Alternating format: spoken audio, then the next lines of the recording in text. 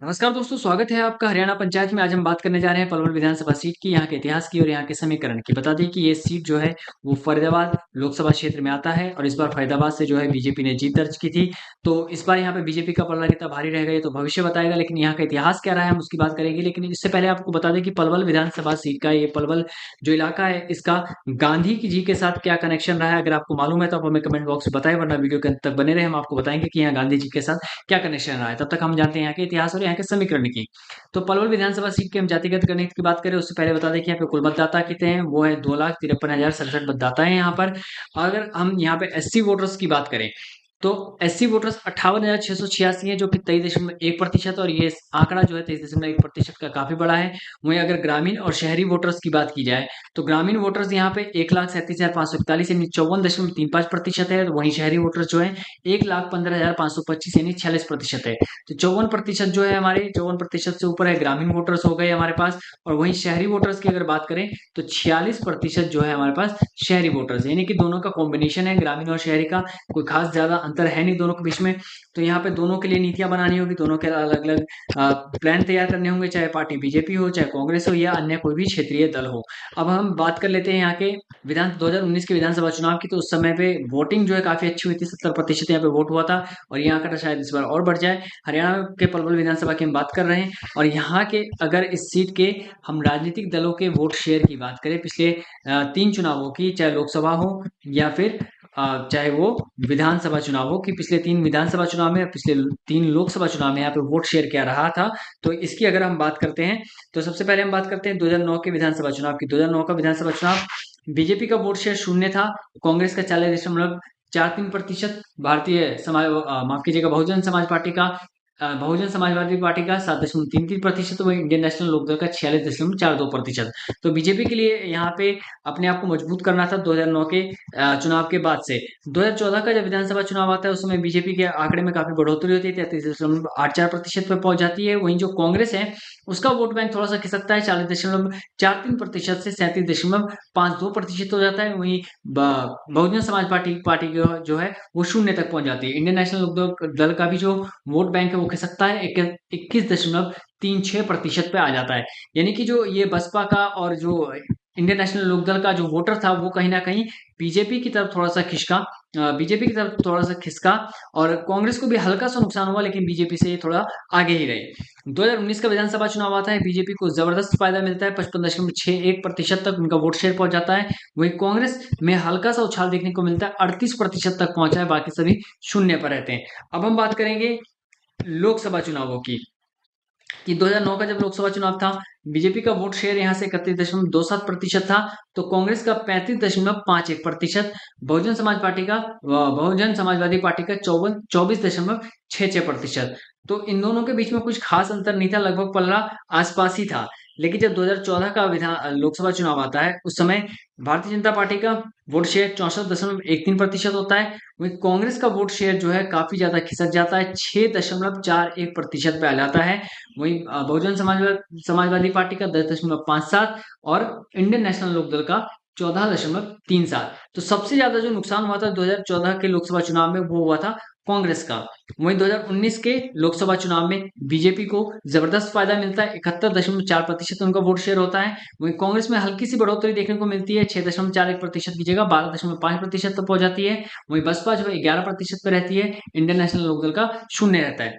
तो ये जो आंकड़ा था 2009 से 2014, 2014 से 2019 भारतीय जनता पार्टी का लगातार बढ़ता रहा। वहीं कांग्रेस को जबरदस्त नुकसान देखने को मिला था 2014 में, लेकिन 2019 में हल्की सी उन्होंने वापसी की। लेकिन आंकड़े अभी भी सुधारने के सुधार लायक नहीं है, ये इसको और बढ़ाना होगा कांग्रेस को अपना भरोसा एक बार फिर से कायम करना होगा।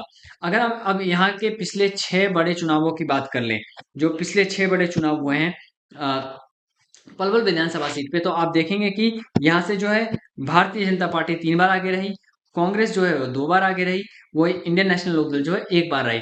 तो बीजेपी का जो पलड़ा है वो कहीं ना कहीं भारी नजर आता है। कांग्रेस लगभग टक्कर दे रही है, इंडियन नेशनल लोकदल यानी आईएनएलडी भी 1 बार जीत रही है, तो उनका भी थोड़ा सा हौसला जो है बढ़ा हुआ रहेगा।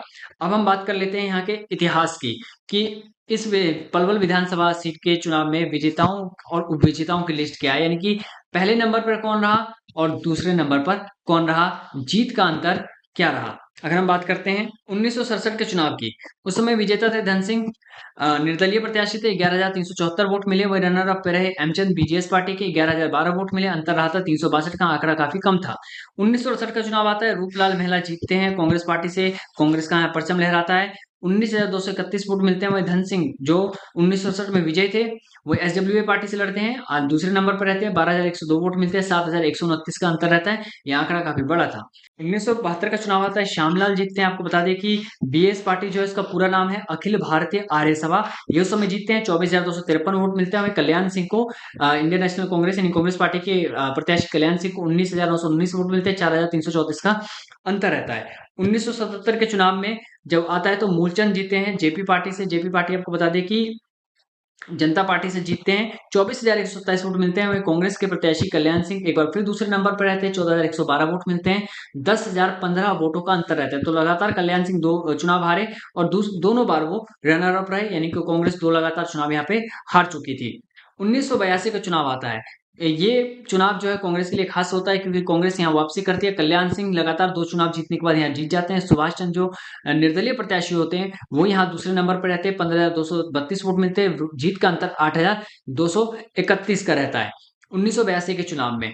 वहीं 1987 के जब चुनाव आते हैं, उसमें सुभाष चंद्र जीतते हैं एलकेडी पार्टी से। एलकेडी पार्टी आपको बता दें कि एलकेडी पार्टी का फुल फॉर्म जो है वो लोकदल है। तो लोकदल पार्टी के प्रत्याशी सुभाष चंद्र यहाँ से जीते, 30,602 वोट मिलते हैं। किशन चंद्र को 16,139 वोट मिलते हैं, 14,463 वोट का अंतर रहता है, यानी किशन चंद्र एक बार फिर से यहाँ चुनाव हार जाते हैं 1987 में। 1991 के चुनाव में करण सिंह दलाल जीत दर्ज करते हैं। 1991 का चुनाव, उनको वोट मिलते हैं 27,882। हरियाणा विकास पार्टी के प्रत्याशी को यहाँ जीत दर्ज मिलती है। वहीं कांग्रेस के प्रत्याशी नित्यानंद शर्मा को 18,008 वोट मिलते हैं, 9,874 का अंतर रहता है। तो आप देखिए कि 1982 के पहले जब दो चुनाव हुए तब भी कांग्रेस दो नंबर पर रही। वहीं 1987 1991 के चुनाव में भी कांग्रेस जो है दूसरे नंबर पर रही। 1996 के चुनाव में हरियाणा विकास पार्टी के ही करण सिंह दलाल एक बार फिर जीत दर्ज करते हैं, 40,219 वोट मिलते हैं। वहीं बहुजन समाजवादी पार्टी के प्रत्याशी सुभाष चौधरी को 13,832 वोट मिलते हैं, 26,387 वोटों का अंतर रहता है। 2000 का चुनाव आता है, करण सिंह दलाल एक बार फिर से यहाँ पे जीतते हैं। पार्टी का नाम होता है आरपीआई।